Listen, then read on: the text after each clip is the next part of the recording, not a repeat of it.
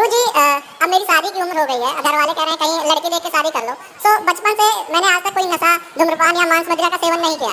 तो घर वालों का कहना है कि आप ऑफिस में ही करो, बट ऑफिस में बहुत सारी लड़कियां हमारे समाज की भी हैं, बट वो धूम्रपान और मदिरा का सेवन बहुत करती हैं। कुछ सनातन की लड़कियां ने पुरुष की बराबरी के लिए हकदार मांगने के चक्कर में इतना गलत काम करने लग गए कि धूम्रपान, नशा और भी बहुत कुछ गलत गलत काम करने लग गए। लेकिन पुरुष की बराबरी के लिए उन्होंने कोई अच्छा काम नहीं सीखा है। हमेशा वही कदम उठाया जो गलत है।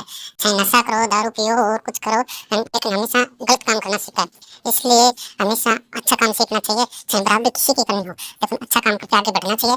आगे गुरुजी सुनिए क्या कहते हैं।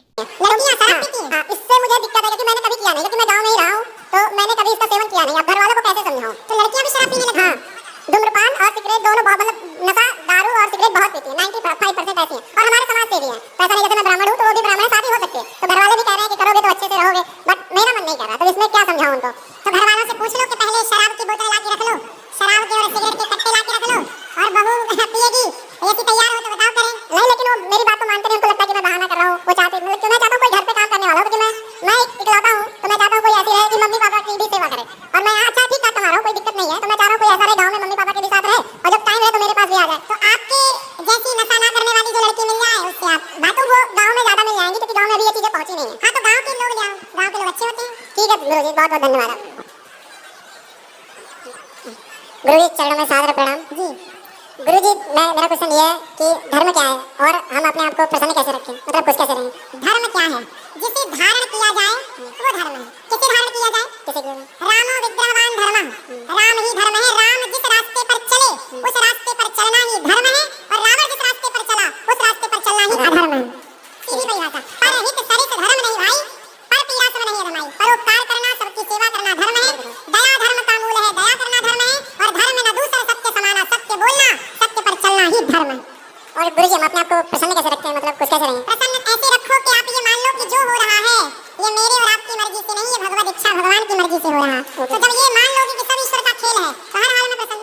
आप ये मानो ही मत कि मैं कुछ कर रही हूँ या मैं कुछ कर रहा हूँ। हर भाव में ये रखो कि सब ईश्वर की मर्जी है, ईश्वर का खेल चल रहा है। गुरुजी राधे राधे। जी गुरुजी, मेरा एक सवाल है बहुत छोटा सा आपसे। मैं बहुत बड़ा फूडी हूँ। पहले मैं बहुत कम वेट का था, करीब 60-65 किलो का, लेकिन मैं जो भी कुछ भी फास्ट फूड देखता हूँ मुझे खाने का बहुत मन करता है, और खाता रहता हूँ पूरा दिन, और बहुत कंट्रोल नहीं कर पाता हूँ। मैंने इसके लिए फिटनेस के जो होते हैं गुरु, उनसे भी मिला और उनसे भी सजेशन कंसल्ट किया। कितने साल के हो? मैं गुरुजी 27 साल का हूँ। ठीक है, विवाह हो गया? नहीं नहीं, अभी अनमैरिड हूँ। ठीक है, अभी तो आपकी जठराग्नि तीव्र है, लेकिन खाने पीने में ध्यान रखो, क्योंकि ये जो आप खा रहे हो आज, इसका दुष्परिणाम, इसका नुकसान तब दिखेगा जब आप 35-40 साल के हो जाओगे। जी गुरुजी। अभी तो कुछ नहीं दिखेगा, क्योंकि अभी सब ठीक चल रहा है।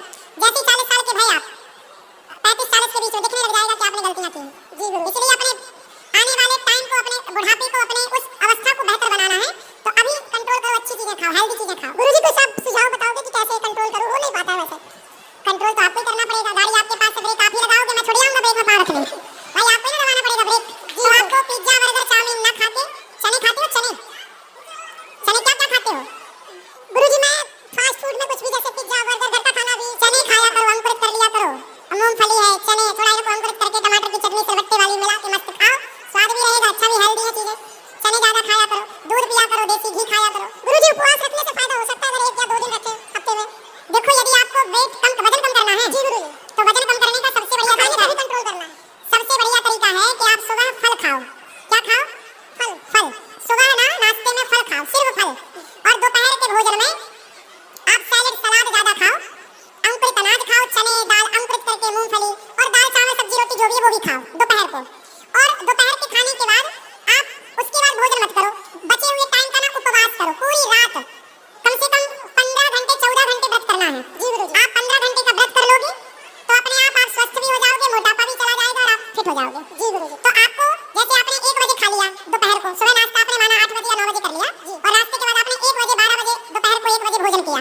उस भोजन के बाद फिर कुछ मत खाइए, फिर सीधा अगले दिन फल का नाश्ता करिए, फल फिर 1 बजे खाइए। ऐसा करिए, अपने आप कोई ऐसा कर ले तो कोई बीमार ही ना पड़े कभी। राधे राधे गुरुजी। क्योंकि हम लोग खाते हैं ना, तो हमारे पेट को भी, हमारे लीवर को भी थोड़ा रेस्ट चाहिए होता है। जब आप रात में कुछ नहीं खाते तो पूरी रात लीवर, हमारा पेट रेस्ट करता है। जब रेस्ट मिलेगा उसे, तो अगले दिन बेहतर काम करेगा। अब दिन भर खाओगे तो पेट को रेस्ट नहीं मिला, अपच होगा, खून